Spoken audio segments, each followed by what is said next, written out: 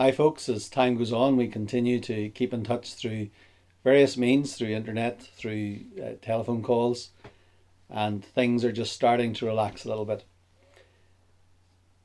If things had been what we would call normal, I would be in Poland at the moment at the European Leadership Forum.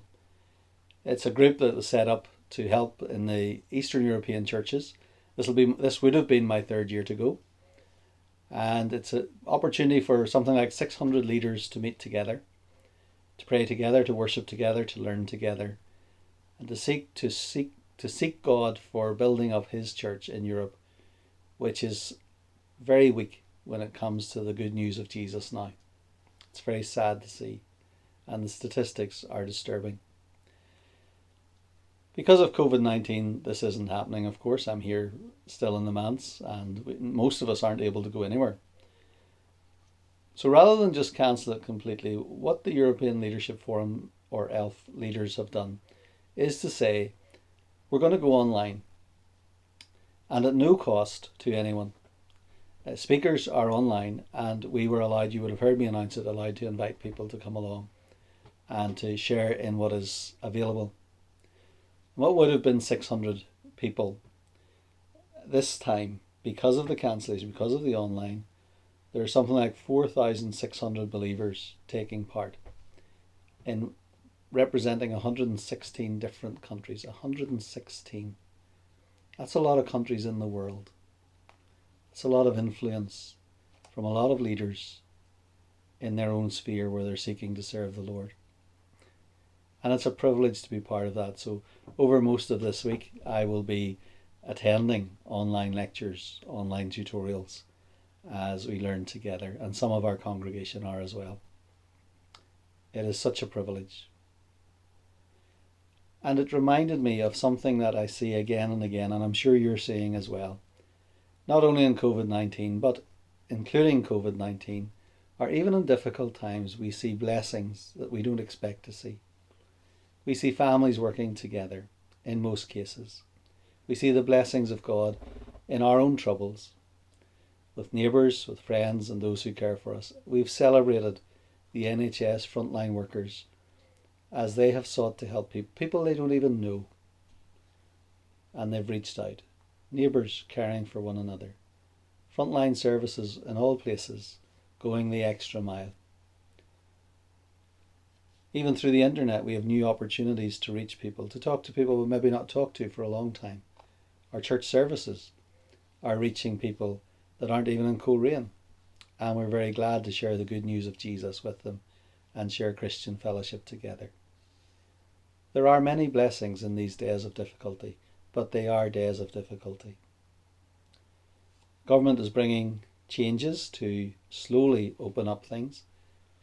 And as you'll hear me say on Sunday as well, the measures for the churches include the opportunity for private prayer, which we're going to take.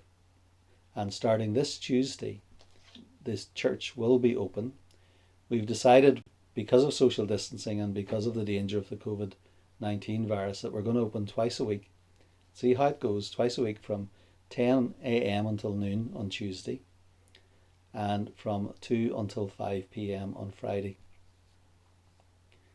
You're very welcome to come. Now, this is not a time when we can meet together for prayer. We still have to do that through Zoom. But it is a time for individual prayer in our own church. In fact, it's open to anyone who wants to come, as church always is, and to spend time praying. You're very welcome. Social distancing will be observed and there will be sanitizers available. I'll do out a sheet and we'll keep some idea of where people are sitting to keep people safe. But we are invited to come and to spend time with God. If you can't come down, or you're not allowed to come down, you do know, of course, that you can spend time with God anytime. It's good to pray for one another. And it's important that we pray for one another. Pray for God's blessing in times of difficulty. Some very dark stories. The tragedy in Ballycastle of those who died in that awful accident. And for the poor driver who will be left with that memory. We pray God's peace, and we pray for little Hannah struggling for her life. For others who are suffering from COVID-19 and suffering from other illnesses that bring real problems and continue with them even after COVID-19 is gone, like cancer, Alzheimer's. We think of the folks in nursing homes and the families who are not able to visit them, people in hospital for all sorts of reasons, families who face difficulties.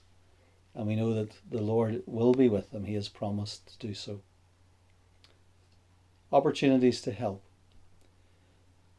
One of the other things, the only other thing at the moment that the government is allowing, is for churches to potentially have a drive-in church. We have a car park, so we are currently looking into that situation.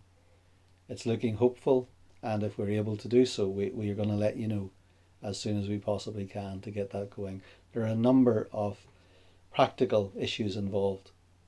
We appreciate your prayer for that as we consider it and as we look forward. And pray also for yourself, because it will be a different service. It'll be a service outdoors with people in cars, obviously.